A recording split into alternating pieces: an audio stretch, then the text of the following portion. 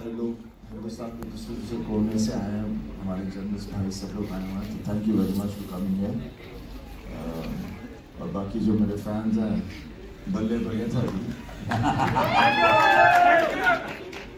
सानी भाई, जब पहली बार बताया गया, जब अनिल जी आपके पास आए, उन्होंने कहा कि आपके नम हो गई थी आंखें, वो कौन सा मोमेंट था जब आपको लगा कि मुझे फिल्म करनी ही चाहिए? और अनिल जी को, क्योंकि मुझे अच्छे से याद है, अनिल जी कई बार आपको अलग अलग तरीके से बोल चुके थे कि आप कुछ करना है, तो क्या हुआ, वो क्या मोमेंट था वो?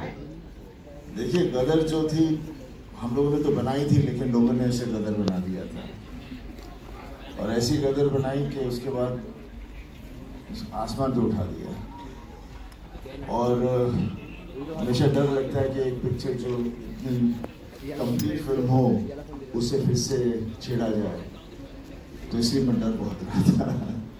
लेकिन जब शर्मा जी ने मुझे कहानी सुनाई तो खैर वो गदर गदर थी। अभी उम्मीद करता हूँ ये गदर भी एक तरह से गदर बने, और ये तभी होगा जब आपको फिल्म पसंद आएगी, और मुझे पूरा यकीन है कि आपको ये फिल्म पसंद आएगी। जिस तरह से आप लोग रिएक्ट कर रहे हैं, जिस तरह से इसका पूरा माहौल बना हुआ है पूरे देश में नहीं, पूरी दुनिया में जहाँ जहाँ वाले लोग हैं। और बस यही चाहूँगा कि ये भी जैसे आपको छुई थी, ये भी आपके दिलों को छुए और जोश भर दे अपने परिवार के लिए, देश के लिए, बिकॉज सबसे बड़ी ताकत एक प्यार ही होती है, और प्यार से बड़ी ताकत कुछ नहीं है। क्या बात है। हमेशा 22 साल के बाद आप तो वैसी की वैसी हैं, जैसे अनिल शर्मा जी बता रहे थे, है ना, उत्कर्ष जी के बारे में बताया गया, तो क्या क्या चेंजेस था? क्योंकि वो कहानी अलग थी, ये कहानी कुछ अलग होने वाली है, तो क्या क्या अंतर आ गया है? एक्चुअली जो सवाल की गई थी मुझे, जब मैंने ये फिल्म करने के लिए एक्सेप्ट किया था, पहले तो शुक्रिया था सबका। सभी ने ऑलरेडी कह दिया कि आप लोग इतने बारिश में देश के कोने कोने से आए हो। मैं पहले तो कहना चाहूँगी कि सबसे बड़ा thank you to the most fabulous best costar of mine, Sunny ji, जिनके साथ अगर मुझे कहा जाए कि आप स्कूल के नाटक में हम स्टेज पे पौधे बनते थे ना, जी जी, तो वो पौधे बन के भी रहो तो मैं हो जाऊंगी। बट अनिल जी जब ने मुझे पहली गदर की कहानी सुनाई थी, जब नितिन कैनी ने मुझे अप्रोच किया था, तब बहुत से लोगों ने, और मैं उनका नाम नहीं लेना चाहूँगी, लेकिन बहुत जाने मानी हस्तियाँ थी फिल्म इंडस्ट्री के, बहुत बड़े लोग थे, बहुत बड़े जाने मानी हस्तियाँ, सब ने कहा कि आप ये कैसे रोल करोगे और क्यों करोगे। सलमान खान के साथ मैं फिल्म कर रही थी, कॉलेज लड़की थी। अजय देवगन के साथ फिल्म कर रही थी, वो मेरे प्रोफेसर थे, मैं स्टूडेंट थी, वहाँ भी कॉलेज स्टूडेंट थी। ऋतिक के साथ दो फिल्में कर रही थी, कहो ना प्यार और आप मुझे लगने लगे, मैं कॉलेज स्टूडेंट थी।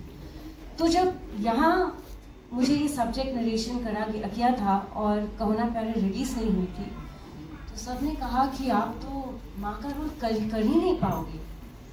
तो मुझे चैलेंजेस बहुत अच्छे लगते हैं। इंस्टेड ऑफ गेटिंग रिजेक्टेड, मैं एक चैलेंज को, एक चुनौती को out of my comfort zone जाके अपनाना चाहती हूँ।